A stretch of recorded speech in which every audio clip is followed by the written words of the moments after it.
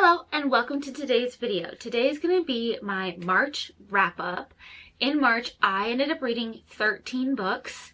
That's actually pretty good for me. That's actually really good for me. So I did my TBR jar for the first time for March and I picked 6 books. I did end up reading them all, so good for me. A little pat on the back. With the exception, I did a little loophole with one of them. So I was supposed to read Oathbound by Tracy Deonn. I decided I wanted to reread the first 2 before I got to that one. So instead I ended up reading Legendborn, which I think fits. It's still, I think the prompt was for Chosen One. So it's still Chosen One, it's the same series. I think it's a little loophole that I've made for myself. So Legendborn is a King Arthur retelling in a way, and it follows our main character Bree. She is going to a prestigious school where you have to be, I think, really smart to get into it, and you have to apply. And she sees something that she thought was crazy, magic. She meets Selwyn. I love Selwyn. Let's see, what does it say? After her mother dies in an accident, 16-year-old Bree Matthews wants nothing to do with her family, memories, or childhood home. A residual program for bright high schoolers at UNC Chapel Hill seems like the perfect escape, until Bree witnesses a magical attack her very first night on campus. So that kind of starts her journey into the Legendborn world. There's magic, there's bloodlines, there's drama, and of course there's a little bit of a romance in there, but it is YA, so it's pretty tame, especially from somebody that reads a lot of smut and spice. I love this series. This first book is so good. I personally really like it. The second book is good as well. I like the first one more so far, and rereading it was just so much fun. I loved being back in this world. I gave it the same rating I did the last time I read it. I think a 4.5. So this one was super fun, and I can't wait to reread the second one and then finally get to Oathbound. Also, in my TBR video, I believe I said this was a trilogy. I have found out there is a 4th book coming out in this series, so that's exciting. But that also means that the 3rd book is going to end on a cliffhanger of some sort. So we'll see how that goes. Okay? Should I do another one that was on my list? Okay, so I'm not going to go in the order I read them. I'm just going to go in the order I have them. And for the books that I don't have a physical copy of, I'll put a picture right here. So another book I read. And you know what? Actually, let's go in the order. Hold on. Pause. I'm going to go in order with the exception of Legendborn because I wanted to just mention the little loophole I did for my TBR jar prompt. For the first book I read was Wild Eyes by Elsie Silver. This is the second book in the Rose Hill series. It is, I believe this whole series is single dads, or at least the first 2 have been. This was really cute. I think there's oh, this has character art in it. Look at that. I forgot about that. And when I say I read these books, I mean I listened to them. I listened to all of these books. So when I say I read, I mean I listened, okay? So I listened to this, and the narrator is Teddy Hamilton, and I believe his narration of it is on TikTok because it's the first line in this book. So this isn't a spoiler. It's literally the first line. And the sun is shining, the lake is sparkling, and there's another fucking tourist on the side of the road. Oh no. On the side of the road trying to get a selfie with a bear. If that's not a good opening line, I don't know what is. This was fun. This was a little romance. I quite enjoyed it. Their relationship, their character growth, all of that was fun. And I believe he is a small town single dad, and then she's a superstar. I believe Skylar Stone. Yes, and Skylar and Weston are the 2 main characters. So Skylar's the superstar, Weston is the single dad. this was a fun time, and obviously if you love Elsie Silver, you're probably gonna like these. They're all interconnected, so it's super fun to see the mentioning of all the different characters in each of the books. Love that. So the next book I read was Rebel Witch by Kristen. Oh gosh, I can't say that last name. I'm not even gonna try. So this is the second book in the Crimson Moth. I liked this one just as much as the first one. This is such a good series. The banter and all the events that happen in both of these books are just so good. And I love... oh crap, what's her name? Rune? I believe her name is Rune. And what's his name again? Oh, Gideon. Gideon and Rune. I love the names in books, but this was a fun read. I really enjoyed it. I love this duology. It's one of my favorites. Not top favorites, but it's up there. It's up there. After Rebel Witch, I read my book club book, which was Babel. I loved the magic system in it and the manipulation of language to kind of activate the silver bars and stuff like that. Was really cool. I just didn't really care about the characters that much, as well as the chapters were long. I don't know if it was just because of the long chapters that was psyching me out of liking the book, because there was one chapter that was 67 minutes long. That's long. I'm used to the short, quick chapters, especially after reading Rebel Witch. Some of those chapters I think were a paragraph. There was one chapter that was a paragraph. So I didn't hate Babel, but it wasn't my favorite. It was fine. I found it was kind of a bit more of a chore to read it. I'm not a big fan of the historical reads unless they're like a Regency romance. The next book I read was Quicksilver. This was also one of the books on my March TBR, so I did complete it. This is a thick book. I liked this a lot more than I thought I was going to. I have no idea how to say the main character's name. Sarasvane? Yeah, Sarasvane, I believe is how you say her name. I listened to it and I still don't know how to pronounce it. But I loved her character. The cliffhanger on this, while it's not super crazy, it's still like, okay, hold on, like what's gonna happen? I liked the magic system in this and the whole, it's fae.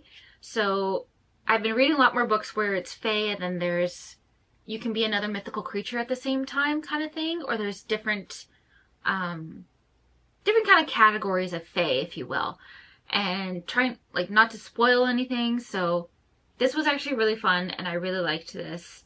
I loved Kingfisher as well. He's got at first he's very much like a brick wall, and then Sarasvane kind of knocks that wall down, and then same in reverse as well. So I'm really excited for the next book in this one to come out. I can't wait to see where the story's gonna go. After Quicksilver, I read Pickleballers. I have loved the idea of pickleball, and I really want to try it, so I thought I would read a book on it. This was really cute. In the beginning, there are a couple, how would you say? It's kind of cheesy. It's very unrealistic. Happen to run into you kind of thing in the beginning, and it happens quite often, and it's just like, that's a little suspicious. But you know what? It's a romance book. It's like your classic Hallmark movie. They're not always realistic and they're kind of cheesy sometimes. So that was kind of the beginning of this. There is some, a little bit of like drama, but she's a pickleballer. She's getting into pickleball after her and her husband break up, and she's kind of realizing that she wasn't actually happy in the relationship, but she's also sad that it ended. So her friend gets her into pickleball, and so they go on little pickleball playing dates, and she meets this guy, and there's other drama stuff that you'll have to read the book to find. This was a cute, fun read. I quite enjoyed it. It was easy. I think I read it in like 2 days. Listened to it in like 2 days. And in here, they actually mentioned some facts about pickleball and the history of it. I believe she goes to, oh, what is it called? I can't remember the island now. But she goes to the island where pickleball was invented. And there's just a couple little tidbits. Like, for example, pickleball was actually named after the people who invented it. Their dog's name was Pickle, which is so freaking cute. And then, yeah, there's some little twists and stuff in here that made it a little bit more interesting as well. So this is really cute. If you like pickleball, I think this would be a fun little read for you. After that, I read Where Did You Go? Yes, Where Did You Go? The third book in the Infatuated Fae series. This series, I love it. I believe there's Mercedes on TikTok who read How Does It Feel? And with her video kind of made me want to read this series. So this has been really fun. This one was not my favorite. It's a little bit more, it was a little slower for me in this one. The banter with Mendax and Ellie and Calypso, they had a fun ride. I don't want to say too much because it is the third book, but it's a little bit darker and it's fantasy and fae. So if you're into a little bit more darker stuff, this one might be a good one to try out. But obviously read the first two first. Next up, I read Spark of the Everflame. I had seen some YouTubers talk about this a few times actually, so I was intrigued. They all said it was good, and when I looked up the synopsis, it sounded interesting to me, and then it got picked for my March TBR, so I read this and I loved this actually. This was kind of a surprise for me. I liked it so much I almost immediately started reading the second book.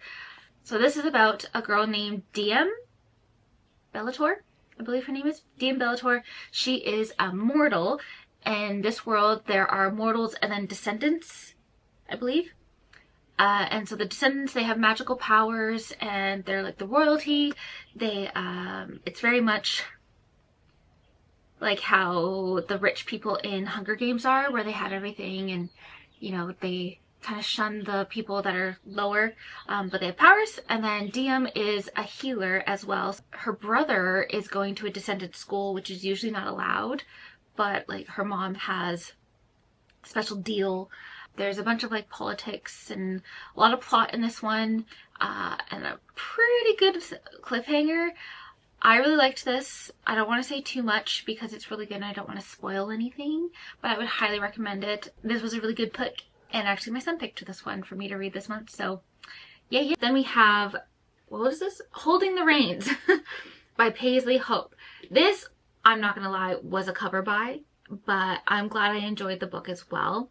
But it was a fun romance. Okay, so in this one, Cece is escaping her toxic relationship and moving back home to get away from him. And then, of course, she runs into her brother's best friend, Nash, and, you know, things happen.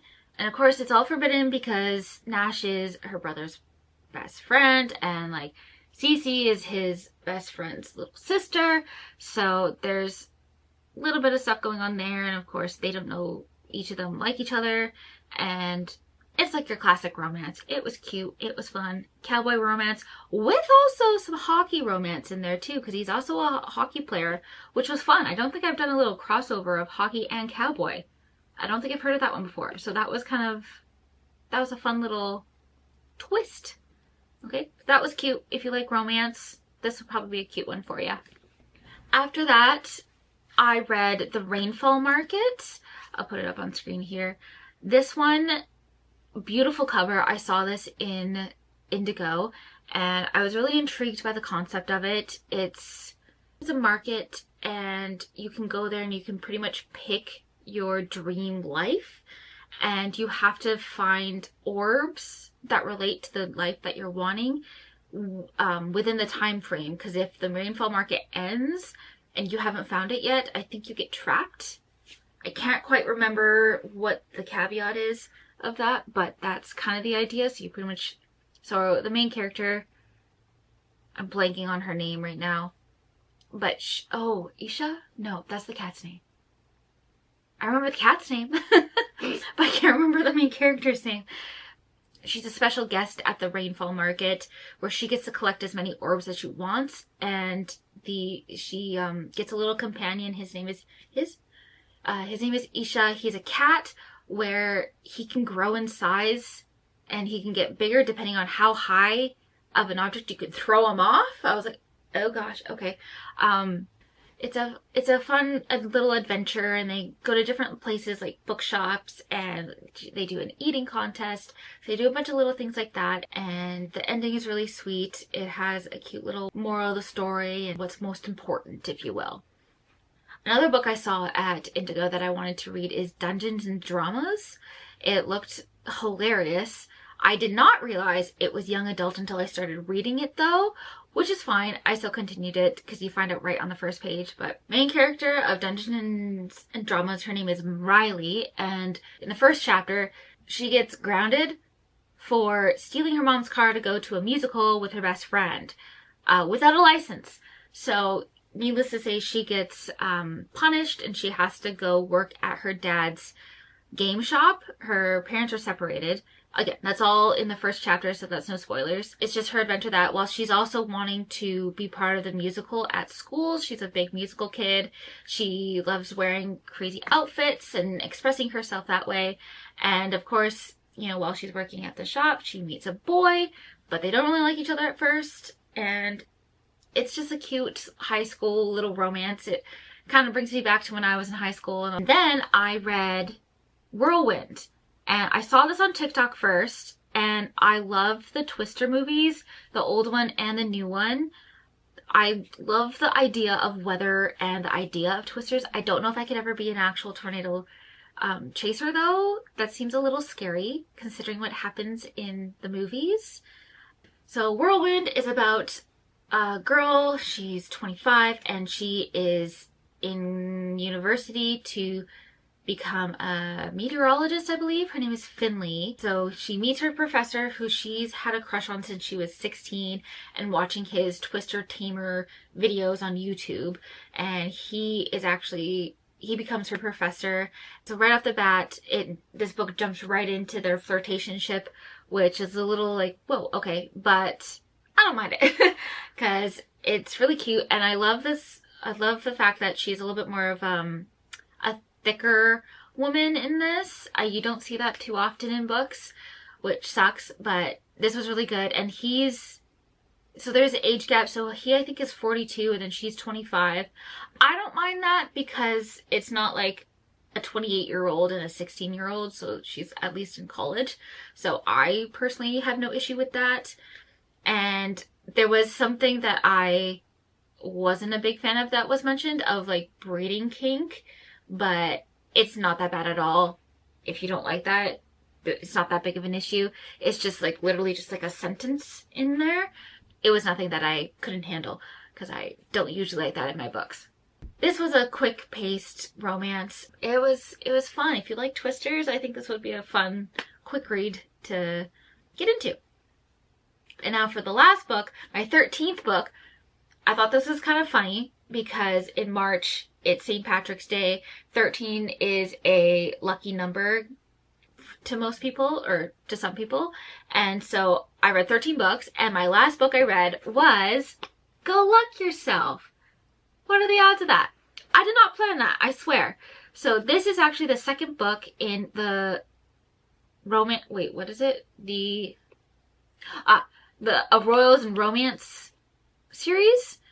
So the first one is The Nightmare Before Christmas. That one was really fun too. So that's the Prince of Christmas and then the Prince of Halloween. That one was fun.